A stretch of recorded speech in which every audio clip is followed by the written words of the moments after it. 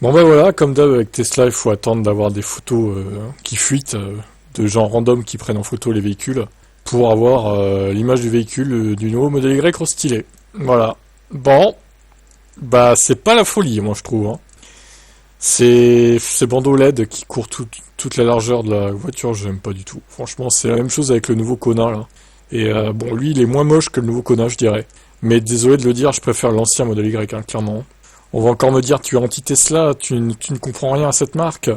Pourquoi tu crées une chaîne? Bah, c'est mon avis, après, je vous en bip, hein. Si vous n'êtes pas d'accord, ma foi, chacun son avis là-dessus, hein. Moi, il me plaît pas, ce modèle Y, je vous le dis.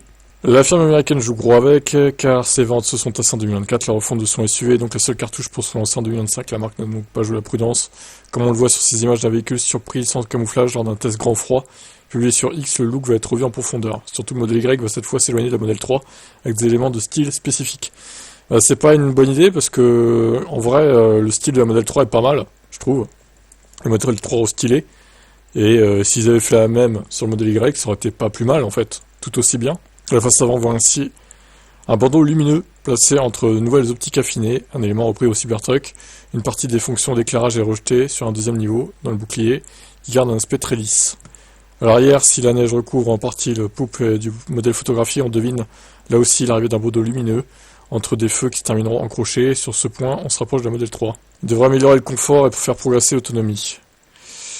Bon, après, bon, les photos sont pas très bonne qualité non plus, on va pas se mentir. On va attendre de voir des photos en haute définition quand même, avant de se prononcer concrètement.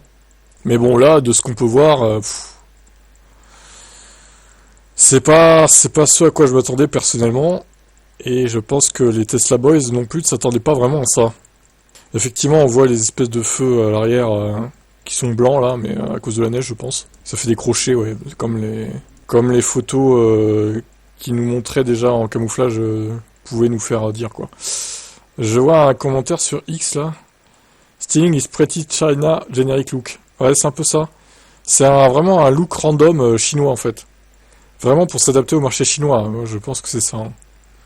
Et bah, du coup, à trop vouloir s'adapter au marché chinois, bah les autres marchés, ça va pas forcément leur plaire en fait. Très clairement. Bof, pas très emballé personnellement. Qu'est-ce que vous en pensez de ce modèle Y stylé qui se dévoile enfin?